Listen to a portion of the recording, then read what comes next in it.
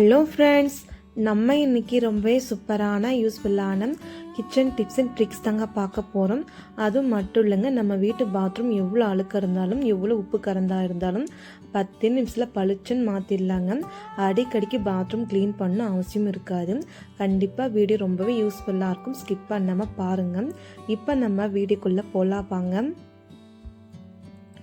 First tip என்னன்னு சொல்லி பார்த்தீங்கன்னா தக்காளி பழம் தாங்க. நம்ம வீட்டில் பார்த்தா தக்காளி பழம் கொஞ்சம் கம்மி ரேட்டாக இருக்கும்போது கொஞ்சம் எக்ஸ்ட்ராவாக தக்காளி வாங்கிப்போங்க. அந்த மாதிரி தக்காளி பழம் வாங்கி வைக்கும்போது ஒரு கொஞ்சம் நாளுக்குள்ளேயும் பழங்கள் கெட்டு போகிற மாதிரி பழங்கள் கெட்டு போகாமல் இருக்க இந்த டிப்பை நீங்கள் ட்ரை பண்ணுங்கள். ஃபஸ்ட்டு நீங்கள் தக்காளி பழத்தை நல்லா நீங்கள் கழுவி எடுத்துக்கோங்க. அதுக்கப்புறம் கொஞ்சம் கூட ஈரம் இல்லாத அளவுக்கு ஒரு துணி நீங்கள் தக்காளி பழத்தை தொடச்சி எடுத்து வச்சுக்கோங்க. நான் பார்த்து ஒரு கப்புக்குள்ளே தக்காளி பழத்தை எடுத்து வச்சுருக்கேன். ஒரு கொஞ்சம் போல் நீங்கள் தேங்காய் எண்ணெய் அப்படிலாம் நீங்கள் சமையல் எண்ணெய் உள்ளங்கையில் நீங்கள் ஊற்றிக்கோங்க. அதுக்கப்புறம் எண்ணெய் ஊற்றி விட்ட பின்னாடி தக்காளி பழங்கள் மேல் பாகம் இருக்கு இல்லையா, அந்த மேல் பாகம் அது மேலே ஃபுல்லாகவே நீங்கள் எண்ணெயை நீங்கள் அப்ளை பண்ணி விட்டுணுங்க. இது போல் நீங்கள் எல்லா தக்காளி பழம் மேலேயும் எண்ணெய் அப்ளை பண்ணும்போது என்ன ஆகும்னு பார்த்தீங்கன்னா அந்த தக்காளி பழம் ரொம்ப நாளைக்கு பழுத்தும் போகாது, வாடியும் போகாது, கெட்டுமே போகாது, ரொம்ப நாளைக்கு அப்படியே இருக்குங்க. இதே போல் உங்கள் வீட்டில் எத்தனை கிலோ தக்காளி பழம் இருந்தாலும் சரிங்க, அது மேலால் நீங்கள் இது போல் எண்ணெய் அப்ளை பண்ணி விட்டுருங்க. இப்போ பாருங்கள், எல்லா தக்காளி பழம் மேலேயும் நான் எண்ணெய் அப்ளை பண்ணி விட்டுட்டுங்க. அதுக்கப்புறம் நீங்கள் பார்த்து ஸ்டோர் பண்ணிக்கணும் இல்லையா, ஸ்டோர் பண்ணி வைக்கிறதுக்காக நீங்கள் ஒரு கவர் ஒன்று எடுத்துக்கோங்க. கவர் வச்சுட்டு நீங்கள் பார்த்தீங்கன்னா இந்த தக்காளி பழம் ஃபுல்லாகவே இந்த கவருக்குள்ளே நம்ம போட்டு வச்சுக்கலாங்க. இந்த கவருக்குள்ளே நீங்கள் போட்டு வச்ச பின்னாடி எப்பவும் போல் நீங்கள் ஃப்ரிட்ஜுக்குள்ளே வச்சு நீங்கள் ஸ்டோர் பண்ணிக்கலாம். அப்படிலாம் நீங்கள் வெளியும் வச்சு நீங்கள் ஸ்டோர் பண்ணிக்கலாங்க. ரொம்ப நாளைக்கு பழங்கள் வரும். கண்டிப்பாக ட்ரை பண்ணுங்கள். நெக்ஸ்ட்டு டிப்பு என்னன்னு சொல்லி பார்க்கலாம் வாங்க. உங்கள் வீட்டில் வேஸ்ட்டாக தூக்கி போடக்கூடிய கேஸ்கட் இருந்து எடுத்து வச்சுக்கோங்க. இந்த கேஸ்கட் லப்பரில் நீங்கள் பார்த்தீங்கன்னா அங்கங்கே லைட்டாக கிழிஞ்சிருக்குங்க. அதனால் நீங்கள் குக்கரில் போட்டு யூஸ் பண்ண முடியாது. அதை நீங்கள் கீழே போடாமல் ஓரங்கட்டாமல் இந்த டிப்பு யூஸ் பண்ணி பாருங்கள். உங்கள் வீட்டில் துணி கிளிப்லாம் இருக்கு இல்லையா, துணி காய போட்டு கிளிப்பெல்லாம் அங்கங்கே விழுந்துட்டுருக்குங்க. அந்த கிளிப்பு ஃபுல்லாகவே இந்த லப்பருக்குள்ள நீங்கள் போட்டு வச்சுக்கிட்டா போதுங்க. பார்க்கும் நீட்டாக இருக்கும், டக்குன்னு எடுத்துக்கும் செய்யலாங்க. கண்டிப்பாக அந்த டிப்பு ரொம்ப ரொம்ப யூஸ்ஃபுல்லாக இருக்கும். மறக்காமல் ட்ரை பண்ணி பாருங்க. இந்த டிப் உங்களுக்கு பிடிச்சிருந்தா வீடியோக்கு லைக் பண்ணிக்கோங்க. நெக்ஸ்ட்டு டிப்பு என்னன்னு சொல்லி பார்க்கலாம் வாங்க. உங்கள் வீட்டில் பீட்ரூட் இருந்து எடுத்து வச்சுக்கோங்க. நம்ம வீட்டில் நீங்கள் பார்த்தீங்கன்னா பீட்ரூட் வாங்கி வச்சாலே ஒரு கொஞ்ச நாள் மட்டும்தாங்க நல்லாயிருக்கும். நாளாக அந்த பீட்ரூட் ஒரு மாதிரி வாடி போயிடும், வதங்கி போயிடும். அது மட்டும் இல்லாமல் ஒரு சில சமயங்களில் கெட்டுமே போயிருங்க. அந்த மாதிரி எதுவுமே ஆகாமல் இருக்க இந்த டிப்பை நீங்கள் ட்ரை பண்ணுங்கள்.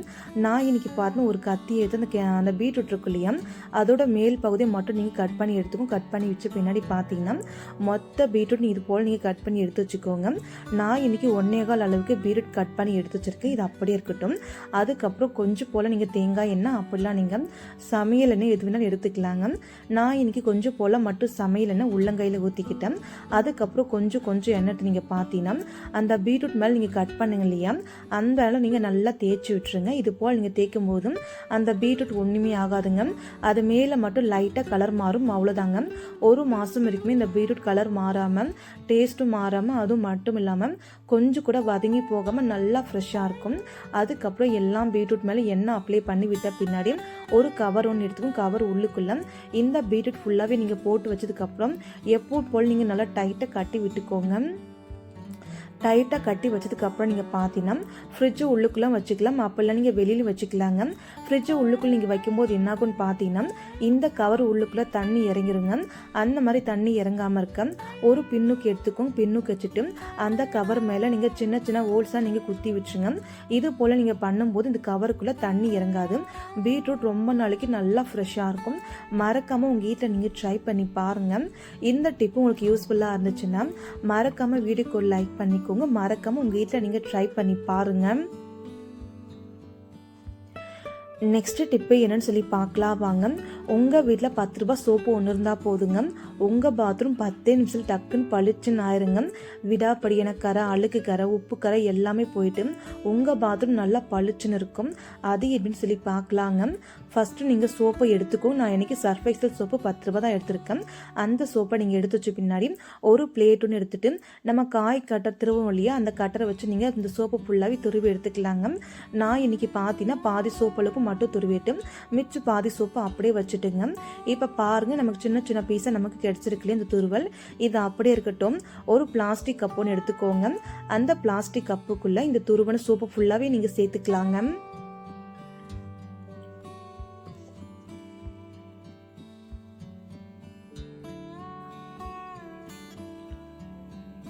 இப்போ பாருங்கள் நம்ம எல்லா சோப்புமே சேர்த்தாச்சுங்க. சோப்பு சேர்த்ததுக்கப்புறம் நீங்கள் இந்த பிளேட்டை நீங்கள் சைடில் வச்சு விட்டுருங்க. அதுக்கப்புறம் நீங்கள் பார்த்தீங்கன்னா தோசை மாவுக்கு சேர்க்கக்கூடிய ஆப்பசோட எடுத்துக்கோங்க. நான் இன்றைக்கி 2 டீஸ்பூன் அளவுக்கு ஆப்பசோட நான் சேர்த்துக்கிறேங்க. இது போல் நீங்கள் சேர்த்து விட்ட பின்னாடி நீங்கள் பார்த்தீங்கன்னா இது கூடவே இன்னும் ஒரு பொருள் ஆட் பண்ணுங்க. அது என்னென்னு பார்த்தீங்கன்னா லெமன் தாங்க. நீங்கள் பாதி லெமன் யூஸ் பண்ணலாம், அப்படி இல்லை நீங்கள் முழு லெமனும் யூஸ் பண்ணிக்கலாங்க. நான் இன்றைக்கி பாதி லெமன் மட்டும் எடுத்துருக்குங்க.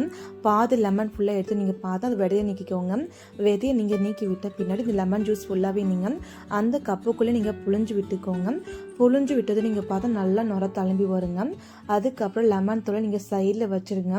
அதுக்கப்புறம் நீங்கள் பார்த்தீங்கன்னா இந்த கப்புக்குள்ளே ஊற்றுறதுக்காக நான் முன்னாடியே தண்ணி ஊற்றி நல்லா சூடு பண்ணி வச்சுருக்குங்க.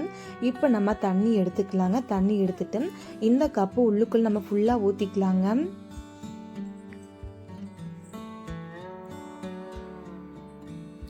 நார்மல் தண்ணி ஊற்றாமல் நீங்கள் சுடு தண்ணி ஊற்றிக்கோங்க. ஏன்னு நீங்கள் பார்த்தீங்கன்னா டக்குன்னு சோப்பு கரைஞ்சிரும், அதுக்காக தாங்க.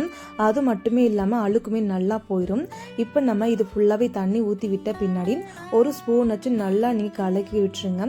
நல்லா கலக்கி விட்ட பின்னாடி பாருங்கள் நல்லா நுர தழும்பி வந்திருக்கும். உங்களுக்கு வேணும்னா இன்னும் கூட தண்ணி சேர்த்துக்கலாங்க. அதுக்கப்புறம் நீங்கள் நல்லா ஸ்பூன் வச்சு கலக்கி விட்ட பின்னாடி ஒரு வாட்டர் பாட்டில் ஒன்று எடுத்துக்கோங்க. வாட்டர் பாட்டில் உள்ளுக்குள்ளே நீங்கள் பார்த்து தண்ணி நான் ஊற்றி வச்சுருக்கேன் பாருங்கள். வாட்டர் பாட்டில் 3/4 வாசிலுக்கு இந்த தண்ணியை ஊற்றிட்டு ஒரு 1/4 வாசிலுக்கு மட்டுமே இந்த கப்பில் தண்ணி வச்சுருங்க. இது ரெண்டும் அப்படியே இருக்கட்டும். இதை நம்ம எப்படி யூஸ் பண்ணலான்னு சொல்லி பார்க்கலாம் வாங்க. நான் இன்றைக்கி பார்த்தீங்கன்னா பாத்ரூம் க்ளீன் பண்ணி காமிக்க போகிறேங்க. எந்த அளவுக்கு உப்பு கரையாக இருந்தாலும் ரொம்ப ஈஸியாக க்ளீன் ஆகுதுங்க. இப்போ நீங்களே பாருங்கள் இந்த பாத்ரூம் எப்படி இருக்குன்னுட்டு. அந்த டைல்ஸு ஓரங்களில் எல்லா இடங்களுமே நம்ம என்னதான் சோப்பு போட்டு க்ளீன் பண்ணி என்னென்னா போட்டு தேய்ச்சாலுமே அந்த அளவுக்கு க்ளீன் ஆகலைங்க. ஆனால் இந்த மெத்தட் நான் ட்ரை பண்ணுங்கள். உண்மையாக சொல்கிறேன், ஒரு 100% இல்லைனாலும் 75% அந்த உப்பு கரை அழுக்கு கரை எல்லாமே போயிருந்துச்சுங்க. எனக்கு ரொம்பவே நல்லா இருந்துச்சு, பார்க்க ரொம்ப நீட்டாக இருந்துச்சுங்க. இப்போ நம்ம சோப்பு தண்ணி கரைச்சோம் இல்லையா, அதை நீங்கள் டைல்ஸில் பாத்ரூம் ஃபுல்லாக எல்லா இடங்களுமே நீங்கள் நல்லா நீங்கள் இது போல் நீங்கள் நல்லா அழுத்தி விட்டுருங்க. இது போல் நீங்கள் சோப்பு தண்ணி எல்லா பக்கம் ஊற்றி விட்ட பின்னாடி நீங்கள் ஊற வைக்க தேவையில்லைங்க, உடனே நீங்கள் க்ளீன் பண்ணிடலாங்க. நான் பார்த்தீங்கன்னா எல்லா பக்கம் நான் ஊற்றி விட்டுட்டேன். அதுக்கப்புறம் நீங்கள் தொடப்பம் இல்லைனா ப்ரஷ் எது வேணாலும் எடுத்துக்கலாங்க. நான் இன்னைக்கு பாத்ரூம் க்ளீன் பண்ணதுக்காக ஒரு சின்ன ப்ரஷ் ஒன்று எடுத்துருக்குங்க. சின்ன ப்ரஷ் வச்சுட்டு ஃபஸ்ட்டு நம்ம கீழேருந்து கழுவிட்டு போயிடலாங்க. நம்ம தேய்க்க நீங்கள் பார்த்து நல்லா அழுக்கு வருது. அது மட்டுமே இல்லாமல் நல்ல ஒரு வாசனையாக இருக்கும். அந்த அழுக்கு எல்லாமே போயிருங்க. உங்கள் பாத்ரூம் நல்லா பளிச்சுன்னு இருக்கும். அடிக்கடிக்கு பாத்ரூம் க்ளீன் பண்ணணும்னு அவசியம் இருக்காது.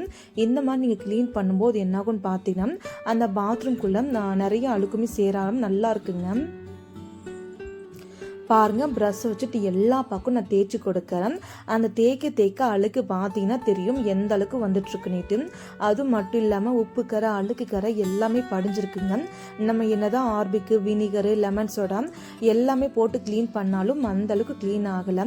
ஆனால் 10 ரூபா சோப்பு வச்சு க்ளீன் பண்ணும்போது உண்மையாக சொல்கிறேங்க சூப்பராக க்ளீன் ஆச்சு. அதுக்கப்புறம் டைல்ஸ் நம்ம க்ளீன் பண்ணிக்கலாங்க. டைல்ஸ்லேயும் நீங்கள் பாருங்கள் பளிச்சுனையில் ரொம்ப அழுக்கு கரை உப்பு கரை நிறையா இருக்குங்க. இது எல்லாம் இதே வச்சு இந்த தண்ணியை வச்சு தாங்க நான் தேய்க்கிறேன். அவ்வளோ பளிச்சுன்னு வச்சுங்க, பாத்ரூமே பார்க்கறதுக்கு அவ்வளோ நீட்டாக இருக்கும். இப்போ நான் எல்லா பக்கம் க்ளீன் பண்ணிக்கிறேங்க.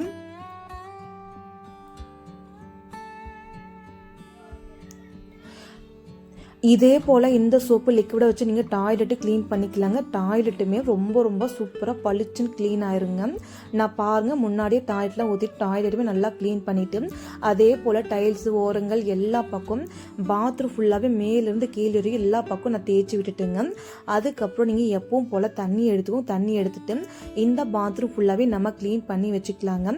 க்ளீன் பண்ணிவிட்டு பாருங்கள் நீங்களே அவ்வளோ சூப்பராக இருக்குன்னு சொல்லிட்டு நீங்களுமே ஆச்சரியப்படுவீங்க. ஏன்னா நீங்கள் பார்த்தீங்கன்னா அப்படின்னா நம்ம எவ்வளோ காசு கொடுத்து பாத்ரூமை க்ளீன் பண்ணுவோம், நம்ம என்னதான் க்ளீன் பண்ணி வச்சாலும் பாத்ரூம் அந்தளவுக்கு க்ளீன் ஆகவும் செய்யாது. அது மட்டும் இல்லாமல் விடாப்படியான கரை, உப்பு கரை, அழுக்கு கரை, டைல்ஸ்லாம் அப்படியே இருக்கும். ஆனால் 10 ரூபா சோப்பில் இது ஃபுல்லாகவே ரொம்ப ஈஸியாக நீங்கள் க்ளீன் பண்ணிடலாம்.